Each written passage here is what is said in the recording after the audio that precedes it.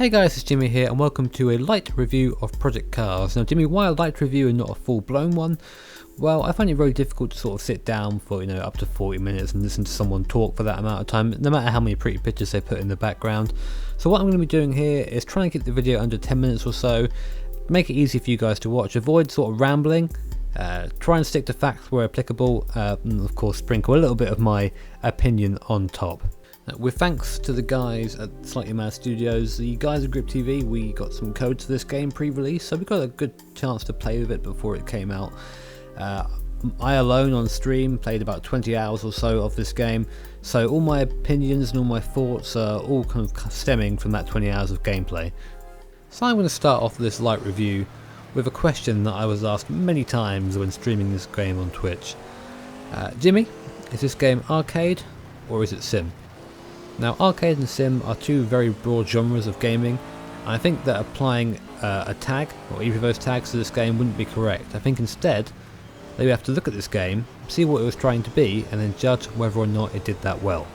First and foremost, this is a racing game, and originally, when Project Cars first started development, it was marketed very much as a sim, and that's why a lot of backers, including myself, got behind it. But as it came closer to its release and with various updates and improvements being made, the game seemed to focus more on single player and the career aspects as opposed to that sort of really hardcore sim racer market. That's not to say, however, that Project Cars cannot be considered a sim. You have to take into account that a sim game is more than just about the physics, which I will talk about in a minute, but it's also immersion. I mean, Project Cars has fantastic audio, it has a beautiful looking graphics engine, and the weather and the fog and how that all comes down during a race along with the day-night transitions is something that a lot of games still lack in terms of sim. We're looking at Assetto Corsa that has no proper weather or proper day-night transition. iRacing, for example, which has endurance racing and no day-night transition. In that aspect, Project Cars is light years ahead. I mean, there are times where even with a lower kind of quality graphics card where I was getting sun rays on the stream, and I actually looked out my window because that level of warmth and the lighting made me believe that it was actually sunny outside when it was an overcast day. Now that I've got a 970 installed, I can truly appreciate just how fantastic and what a great job Slightly Mad Studios have done in making this game look realistic. I mean, going through the rain at night at Le Mans in an Audi, you could be tricked into thinking you were there. But we will go back to the driving physics, because that is important to me and no doubt to you guys watching this video. It handles well. It's not the best in its class, it's not the worst in its class, it handles well. Some cars are better than others in terms of physics, but that has been the case ever since the inception of this game. I'm hoping they'll sort of bring it all together and everything be at a similar level.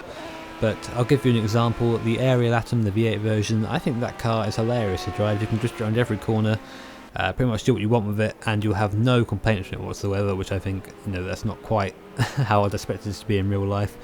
But then a car like Donetta Jr., which is low horsepower, small, light rear-wheel drive car, the back end of it is loose as anything. If you take too much speed into a corner, you will pay for it. So on one hand, the physics can be quite believable, but on the other hand, they can really bring you out of experience. So it's actually sort of hit and miss. That leads me back to force feedback, and obviously bear in mind I can only give you the opinions of someone that uses a T500 RS, and with this wheel the force feedback is good. It's very similar to driving physics, but a bit more consistent across the board with all the cars. It's kind of consistently good as opposed to sort of yay and nay. I feel that there might be a bit of a dead zone in the middle of the wheel, and I say this because when going down the straight at the Nordschleife, and bear in mind I've checked all the settings over and over again, you can keep your wheel, take both hands off the wheel, and it won't move going down the straight at full throttle, which I think is incorrect, seeing as that track is very bumpy indeed, and that's where you lose out on force feedback. On the little bumps, you don't really get those in the wheel. In terms of the actual car itself, maybe sliding the car, you get a good idea of what the car's doing underweight, but it really loses out on those minute details, and when driving in the wet weather, that's something that Project Cars really needs to look at, because it makes driving in the wet very difficult. But enough about force feedback, etc. Let's talk about the career mode. Now, Career modes in games are pretty much my home. I love stuff like that. I really enjoy progressing towards a goal, seeing my character or my fake character build up a reputation and become more popular in his own little universe. But the Project Cars one, it looks nice from a sort of outside perspective, and it sounds like a very good idea, but I feel like it was just not implemented quite in the right way. I mean, you start off with the ability to choose where you start in terms of tiers. You can start in carts, or you can choose to start in an LMP1 car if you want. You can start wherever you like. And I chose to start low and work my way up, which was pretty good. You get through the series, you get to know the people you're driving, sort of. You see the fellow names of your people come up over and over again as you go through the championship. And there were actually some moments in the stream where I had some tight battles in the career mode, and it came down to the last race, and it was very epic in that aspect. But that was down to the racing that I created, not the career mode itself. Now, we'll look at things like the calendar you have, which is very difficult to navigate. You get these sort of fake Twitter followers on the right giving you messages after each race, saying, oh, he did really well, oh, he did really badly. And that's really cool and believable at the start. But as you get going, you start seeing the same messages on the right, you start getting the same emails coming through into your inbox after a race, and it just gets a little bit scripted and a little bit repetitive. Now, I mentioned AI in the career mode, and AI in general is somewhere I think this game is weakest. The AI are very good to race against as long as you don't try and overtake them or interact with them in any way. There was a time when I raced the Formula B, which is basically the GP2 car, in my career mode, and I had to restart a race about 8 or 9 times at the start of Hockenheim, because every time I went through the first corner, a AI car would either run me over, dive up the inside like I wasn't there, smash me out the way, and as a player, that's very frustrating, especially when you're trying to be as sim orientated as possible, running full damage and stuff like that. And having to restart that many times got so frustrating that I actually ended up turning damage off and just punting people out the way to get through. That shouldn't be how, as a player, I feel when trying to play the game. The AI also seem to know something that I don't know when it comes to weather in that game, because they are far too quick in any sort of adverse conditions. There were times in the career mode where I thought I'd try and stay out another lap and try and get to the end on a set of drier tyres and wet conditions, but the AI on the equally dry tyres would just drive around me like I was standing, so they'd have infinite grip going for the corner, and there's nothing you can do about it. Even if you try and follow them, try and follow that exact line, you will not catch them.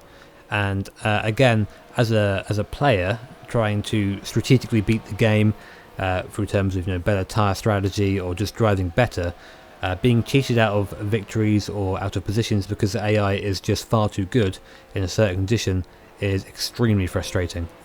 To go alongside the career mode, there is a very decent selection of both cars and tracks. I mean, for cars, there are many different categories, definitely something for everyone there. You've got Formula cars, Group 5 cars, retro touring cars, road cars, hypercars, DTM in there as well. There's a couple of stock cars, I think. So really there is definitely something for everyone there, and with I think it's over 30 tracks you can choose from, the content you get as stock is going to keep you busy for a very long time. So for the last part of this little light review, I'm going to talk about the online.